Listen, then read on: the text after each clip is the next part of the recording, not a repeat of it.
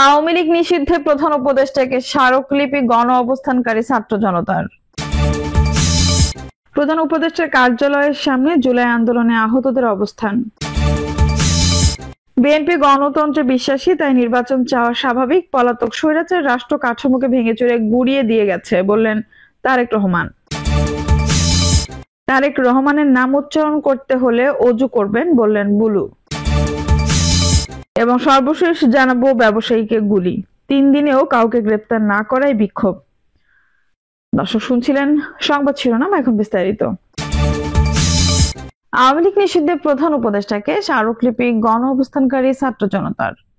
ফ্যাসিবাদী দল হিসেবে আওয়ামী লীগ ও মিত্র রাজনৈতিক দলগুলোকে নিষিদ্ধের দাবিতে প্রধান উপদেষ্টা ডক্টর মোহাম্মদ ইউনূসকে স্মারকলিপি দিয়েছে ঢাকা বিশ্ববিদ্যালয়ের রাজু ভাস্কর্যে গণ অবস্থানকারী ছাত্র জনতা। স্মারকলিপিতে প্রধান উপদেষ্টাকে আওয়ামী লীগ নিষিদ্ধ ও 72-এর সংবিধান বাতিল করে নতুন সংবিধান প্রণয়নের বিষয়ে সুস্পষ্ট ঘোষণা প্রদানের আহ্বান জানানো হয়েছে। প্রধান উপদেষ্টার কার্যালয়ে ব্যক্তিগত কর্মকর্তা মোহাম্মদ শফিউল আলম প্রতিনিধি দলের কাছ থেকে স্মারকলিপি আওয়ামী লীগ নিষিদ্ধের 5 দফা জুনে গণপরিষদ নির্বাচন সহ 11 দফা দাবি ও জাতীয় বিপ্লবী পরিষদের আহ্বায়ক খমেনি এহসান রচিত জুলাই বিপ্লবের ইস্তেহার গ্রহণ করেন।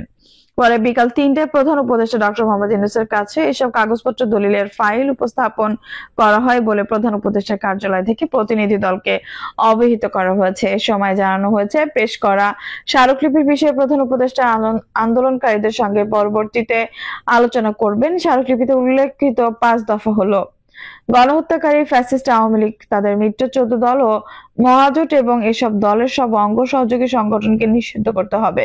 সব ফ্যাসিবাদী দল ও সংগঠনের কার্যালয় ও সব সম্পদ রাষ্ট্রীয়ভাবে অধিগ্রহণ করে তা ফ্যাসিবাদী আমলে নির্যাতিত অসহায় মজলুমদের পুনর্বাসনে ব্যবহার করতে হবে।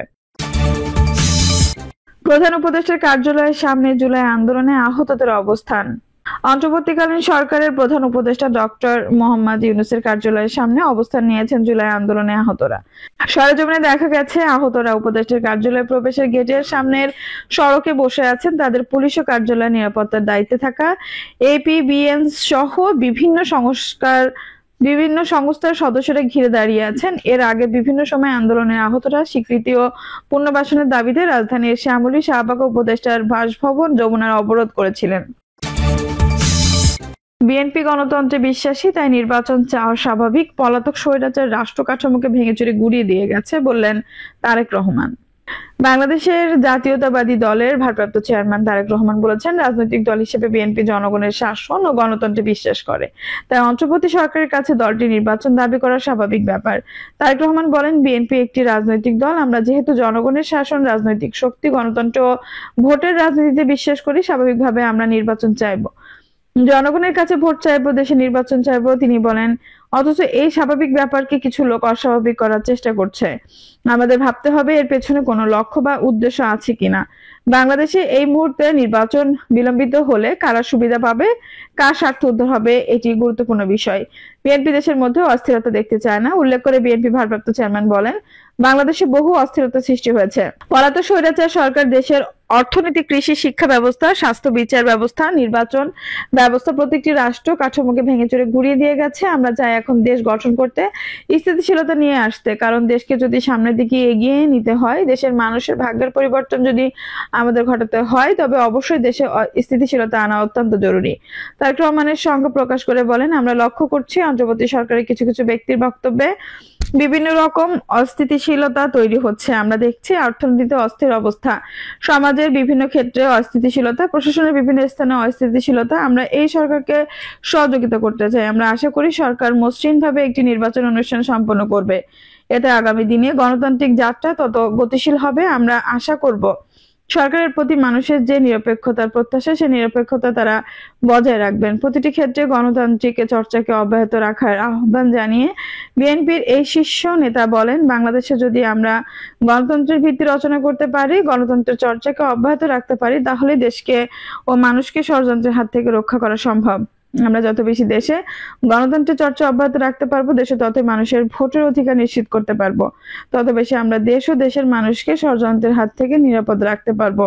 সম্মেলনে প্রধান বক্তার বক্তব্য দেন দলের ভাইস চেয়ারম্যান বরকতুল্লাহ বুলু। আরো বক্তব্য দেন দলের কুমিল্লা বিভাগীয় সাংগঠনিক সম্পাদক অধ্যক্ষ সেলিম ভুইয়া, বিএনপির কর্মসংস্থান বিষয়ক সম্পাদক ও কুমিল্লা দক্ষিণ জেলা বিএনপির আহ্বায়ক জাকারিয়া তাহের সুমন, কেন্দ্রীয় ত্রাণ ও পুনর্বাসন সম্পাদক হাজী আমিন ও রশিদ ইয়াসিন, দক্ষিণ জেলা বিএনপি সদস্য সচিব আশিকুর রহমান মাহমুদ ও ওয়াসিম ও কুমিল্লা বিভাগীয় সহ সাংগঠনিক সম্পাদক মোস্তাক মিয়া সহ বিভিন্ন পর্যায়ের নেতাকর্মীরা।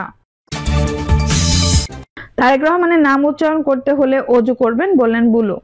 বিএনপির ভাইস চেয়ারম্যান বরকতুল্লাহ বুলু বলেছেন, শহীদ জিয়ার উত্তরসূরি হচ্ছেন তারেক রহমান, তার নামটি উচ্চারণ করতে হলে অজু করবেন। আপনাদের মতো নাবালক উপদেষ্টারা নেতারা এই ধরনের কথা বলে দেশকে বিভক্ত করবেন না।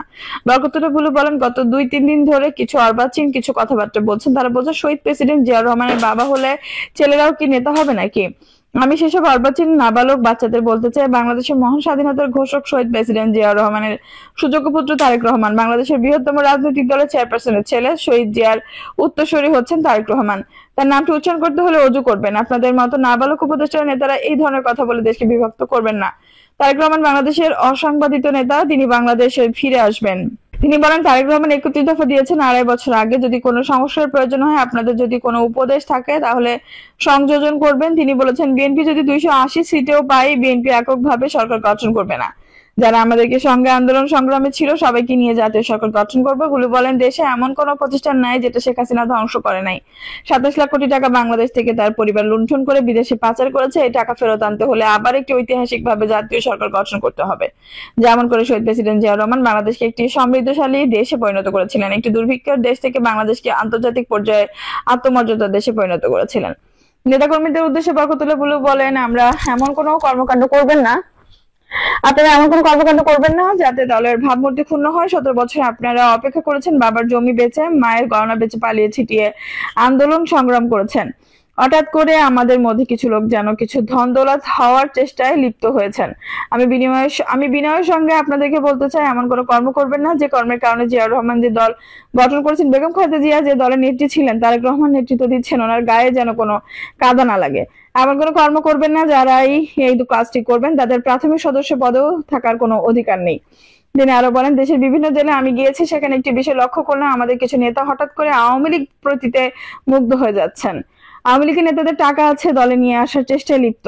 যদি কেউ আমাদের দলে আসতে চায় আসুক, তবে 5 থেকে 6 বছর পেছনের কাতারে বসে থাকুক।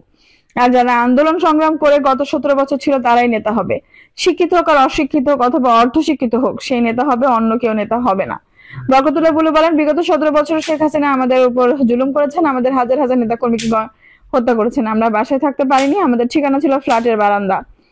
আমরা এভাবে আন্দোলন সংগ্রাম পরিচালনা করেছি। আজকে শেখ হাসিনাকে ধন্যবাদ দিতে চাই। শেখ হাসিনার অত্যাচারের কারণে বিএনপি আজ বাংলাদেশের সবচেয়ে জনপ্রিয় দল হয়েছে। দর্শক, এই ছিল এখনকার সর্বশেষ সংবাদ। নিউজটি ভালো লাগলে অবশ্যই একটা লাইক দিন, কমেন্টে আপনার মূল্যবান মতামত জানান। সবসময় আমাদের পাশে থাকতে সাবস্ক্রাইব করে বেল বাটনটি অন করে রাখুন। ধন্যবাদ।